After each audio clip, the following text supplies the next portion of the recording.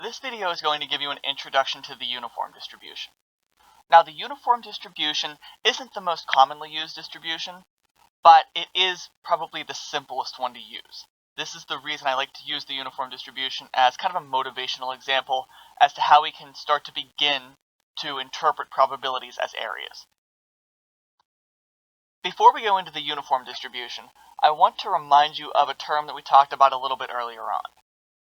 A continuous random variable is a random variable that can take on any value, including decimals, in some interval. So a little bit earlier in the semester we talked about the binomial distribution, we talked about the Poisson distribution. Both of these distributions dealt with discrete random variables because the possible outcomes were only integers. For a continuous random variable, the outcomes can be any number in some interval. Corresponding to continuous random variables is the probability density function, also known as the PDF. The probability density function is a function that assigns probabilities to a continuous random variable. PDFs are defined over an interval a to b that is a subset of the real number line, but this interval may also be the entire real number line. So this differs from what we did before because the sample space for the binomial and the Poisson distributions were integers. Now the sample space for continuous random variables happens to be this interval that your probability density function is defined on. The total area under a probability density function curve between the numbers a and b is always going to be equal to 1. And the bonus that we get by using continuous random variables and PDFs is that the areas can always be interpreted as probabilities. At this point, we can define the uniform distribution. The uniform distribution is a continuous probability distribution that's defined on some interval a to b. The key identifying factor of the uniform distribution, though, is the fact that all subintervals of the same length always have the same probability. Here's an example. Let's say we're looking at a uniform distribution on the interval 10 to 20. We can draw the picture of the uniform distribution basically by drawing a rectangle with the lower endpoint at 10 and the upper endpoint at 20. Let's say we're looking at the probability that an observation lies between 12 and 14. Well, the width of this interval is going to be equal to 2. We can do a very similar thing, and we can ask, what's the probability that an observation will lie between 17 and 19? And we can shade in that region underneath the rectangle. Well, since all subintervals of the same length have the same probability, what this tells us under the uniform distribution is that the probability that our random variable x is between 12 and 14 is equal to the probability that x is between 17 and 19.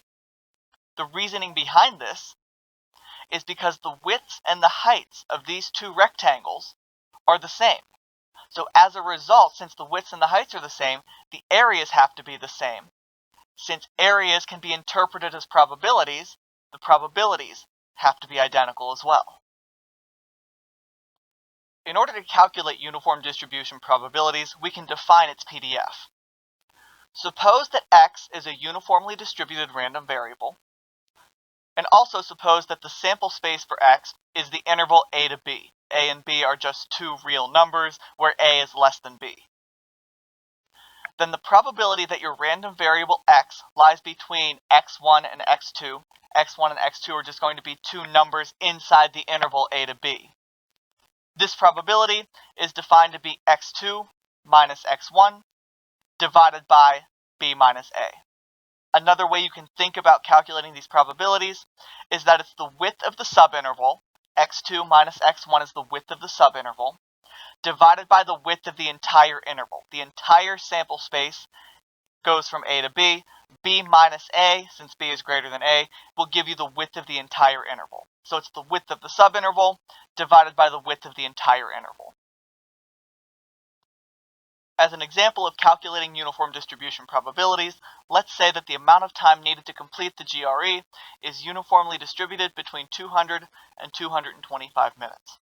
what is the probability that a test taker will take between 204 and 213 minutes to finish?